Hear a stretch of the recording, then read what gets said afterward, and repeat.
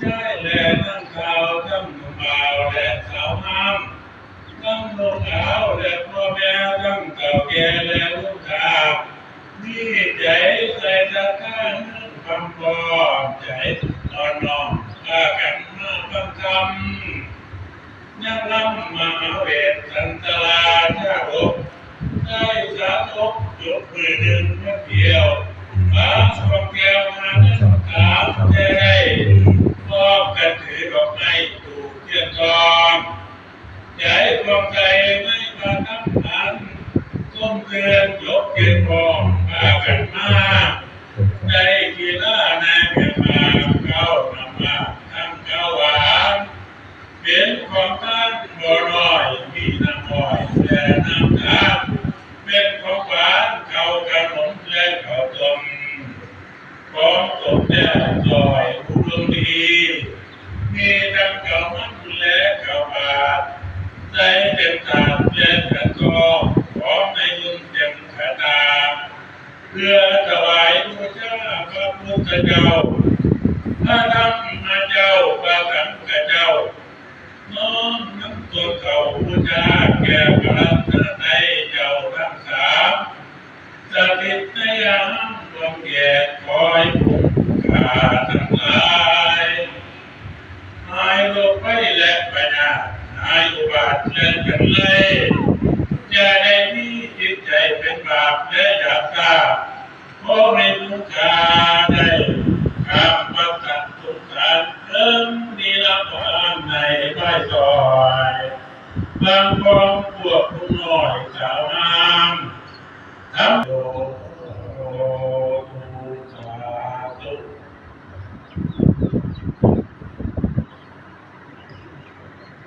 สีสิริวัฒน์ปัญญามณีสีสันเพชรองค์สมเด็จพระบรมศาสดาของเราพุทธบริษัททั้งหลายได้ดับขันธ์นั้นพระปากังโสพระปรินิพพานในระหว่างนางดังผู้อันเทียบเทียงเดียงกันอยู่กรุงกุสินารายราชธานีศรีมหานครในบวรนั้นล้ำเลิศปีมาเสงเป็นจันทร์ศพเดือนหกเพ็ญวันอังคารในแถบที่ใกล้ลุ่งหน้านาทีรัศมีขาวเขียวเรียงหมดแดง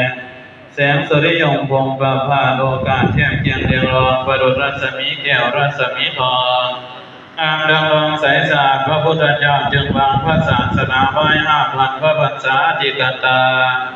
จะเพิ่งกำหนดนับได้ณวันนี้2568พระพรรษาปัจจุบันสมัยมีนาคมพมมาสุรทินที่1วันเสาร์เป็นปัจจุบันนวานมีในอันท่านสาธุชน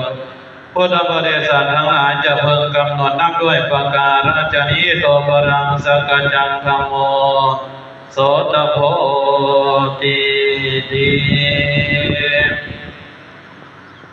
นะโมตัสสะภะคะวะโตอะระหะโตสัมมาสัมพุทธัสสะนะโมตัสสะ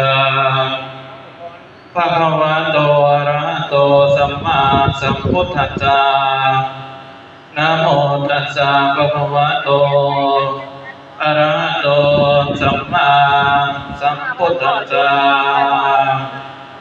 พุทธเดวนาพันนาเปติกะปิรภัตถุอุปนิสายานิโพธรามิ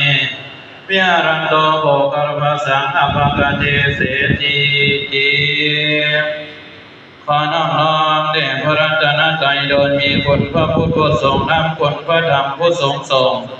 คุณพระสงฆ์ผู้ประเสริฐจึงก่อเกิดพระรัตนตรัยให้เราท่านทั้งหลายได้กราบไหว้ขอถวายความเคารพพระเดชพระคุณหลวงพ่อพระครูวิกรมธรรมทัตเจ้าอาวาสวัดเหนือตลอดทั้งพระเถรานุเถระภิกษุสามเณรภายในอารามแห่งนี้ขอถวายความเคารพและขอโอกาสพระธรรมกฤษผู้ร่วมแสดงธรรมขอเจริญพรไปยังท่านสาธุชนทั้งหลายทั้งหญิงทั้งชายผู้ขวนขวายในบุญในวันนี้เมื่อนี้ท่านทั้งหลายได้จัดบุญมหาชาติขึ้นเข้ามามหาเปรวันใหญ่ชาติในที่นี้ก็คือชาติขององค์สมเด็จสัมมาสัมพุทธเจ้าที่เพิ่นได้เสวยพระชาติเสกาวาองค์สมเด็จสัมมาสัมพุทธเจ้าเพิ่นได้เสวยพระชาติมากนับว่าถ้วนของของนี้แต่ว่าชาติใหญ่ๆหรือว่า10ชาติสุดท้ายขององค์สมเด็จสัมมาสัมพุทธเจ้านั้นคือชาติที่1นั้นพ เพิ่นได้ดำเนินการเป็นพระเตมีดาชาติที่สองเป็นพระมหาชนกชาติที่สามเป็นพระสุวรรณสามชาติที่ดีเป็นพระเตมีชาติที่ห้าเป็นมโหสถชาติที่หกเป็นพระโพธิสัตว์ชาติที่เจ็ดเป็นพระจันทกุมารชาติที่แปดเป็นพระนาราธาชาติที่เก้าเป็นพระวิทูลบัณฑิตและชาติทุกท่ายในสิบชาติก็คือชาติที่เป็นพระเวสสันดรเพราะฉะนั้นเมื่อนี้ทางวัดเหนือพอเฮาท่านทั้งหลายได้จัดบุญมหาชาติขึ้นก็คือว่าเขตเกี่ยวกับพระเวสสันดรเป็นชาติทุกท่ายเพิ่นได้บำเพ็ญบารมีทานในสิบชาตินี้เพิ่นสิบำเพ็ญไปตลอดและย่อมพ่อย่อมแม่เพราะฉะนั้น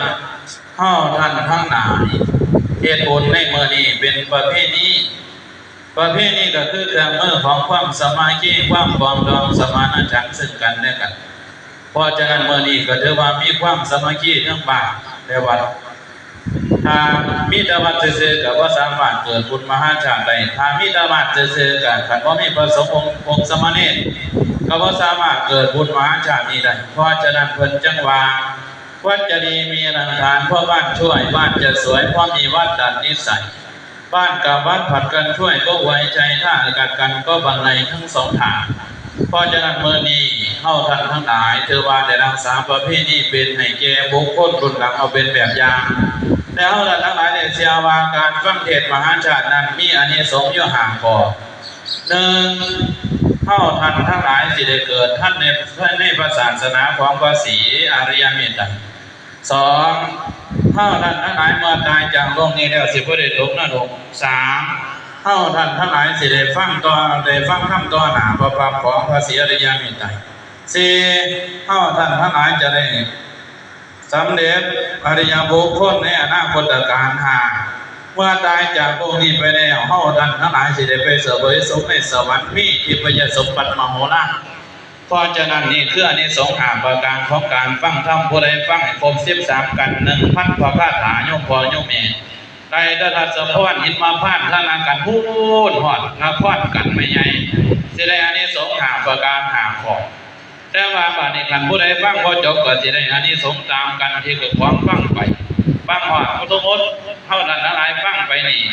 ฮอดกันสู้โตก็สิได้อานิสงส์แต่ละกันเด้อกันไปเพราะฉะนั้นมื้อนี้เฮาท่านทั้งหลายมาฟังเทศน์มหาศาลมื้อนี้ก็ถือว่าฟังให้แล้วเด้อแม่เด้ออย่าหนีออกก่อนกันเพิ่นว่าผู้ใดหนีเป็นนอนผู้นั่งทนได้บุญล้นจะได้แม่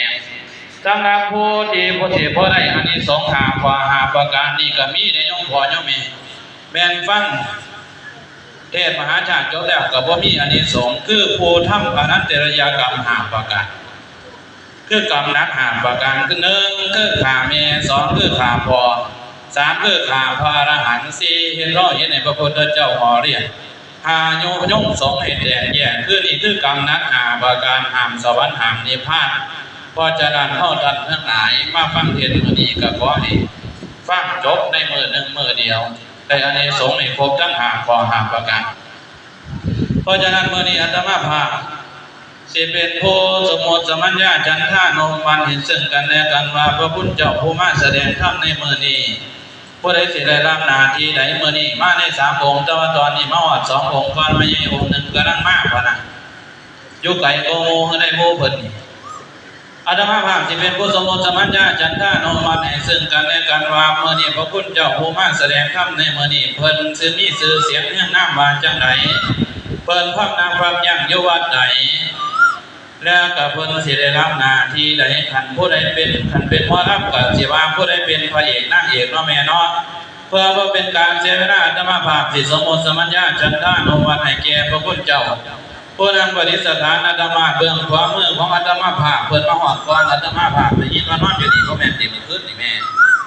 เพิ่นมีนามปรากฏในพระพุทธศาสนาว่าท่านพระอาจารย์นิติกรเพิ่นพำนามความยั่งอยู่วัดผู้หลานแม่เพิ่นพำนามความยั่งอยู่วัดพนมพุ้ยตำบลสีแก้วอำเภอเมืองจังหวัด100เอ็ดมื้อนี้อาตมาภาพสิสมบูรณ์ให้แก่ท่านพระอาจารย์นิติกรได้รับหน้าที่ของเรื่องหน้าที่ของพระนางพุทธดี2หน้าที่ของพระนางมัทธิบอกซะยังไงว่าเพิ่นเป็นนางเอกไม่ใช่มื้อนี้ หรือว่าหน้าที่ในการตกบกพร่องการในการตกบกพร่องกับของกรรมในมนต์ท่านพระอาจารย์นิติกรดำเนินหน้าที่ให้จบ13 กัน 1,000 พระคาถาสำหรับมือผู้บ่ท่านได้มาฮอดนั้นบ่บอกดอกซื้อย่ายที่สมมุติให้เราเลยให้เพิ่นเป็น1หน้าที่พระอินทราธิราช2ให้เพิ่นเป็นหน้าที่ของเจ้าเมืองกระดึงกระดาน3หน้าที่ของพระอินทร์แล้วตัวสำคัญก็คือเป็นสู้ศกแม่เพิ่นเป็นสู้ศกว่าเพิ่นผู้ให้ก็โมเนาะแม่เนาะ3องค์พอมาจากก็โมก็สิเป็นผู้ให้ก็โมสำหรับอาตมาภาพผู้เว้าอยู่นี่บ่บอกได้ซื้อย่ายสิบอกแต่ว่าอยู่วัดใด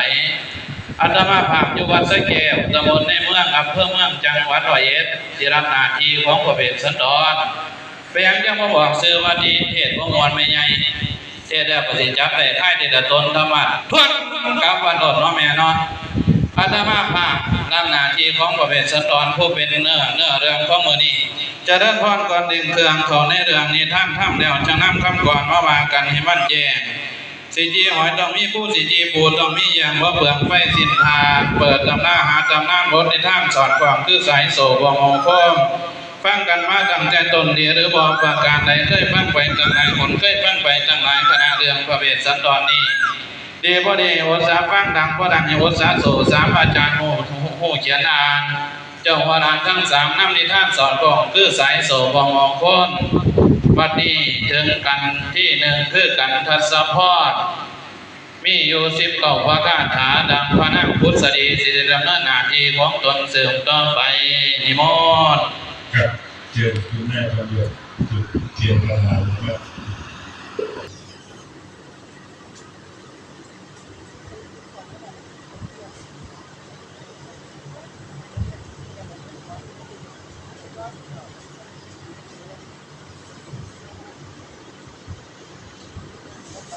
นะ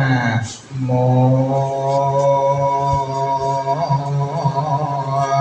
ตัสสะภะคะวะโตอะระหะโตสัมมาสัมพุทธัสสะนะโมตัสสะภะคะวะโตอะระหะโตสัมมา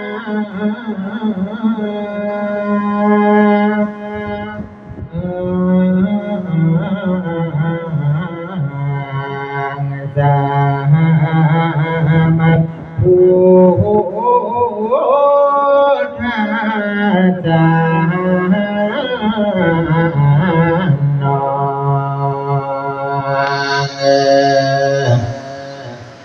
นะโมจบ3 ครั้งอ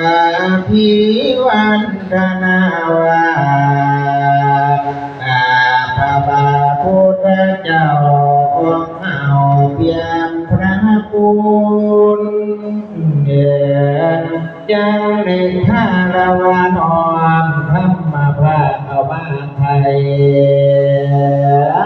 เพื่อสนใจให้ต้องคิดกติดของมองมัว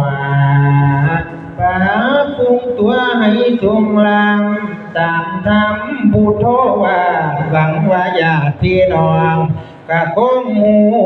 ว่าดังการแน่บานีนานโพธดีเงาพระไทยทรงโส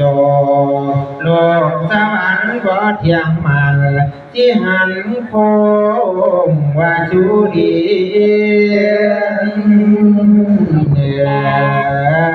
ก่อนพระนางสีเสียนชีว่าเทียบตักใสจึงทุนไขขอพรฟังมาโนโจวาว มาจูกับน้ำเต้าถึงข้าวเขาขาวเล่าต้องวางลางทิมเป่าขึ้นไปทุนที่ลาดเจ้าพันสามครั้งนั่งประนมพี่นางเอ๋ยหากว่าน้ำที่ว่ามุมที่ว่าเขียดสังหรณ์ขอพระองค์ประทานพรแก่พระนางผู้วนตาเนี่ยสิบประการพระพรแก้วพุทธดีที่ขอพีขอหนึ่งนั้นย่ามพานีเกิดในโลกโลกีเกิดในโลกโลกีมนุษย์โลกโยมโลกฟ้าพระลาล้น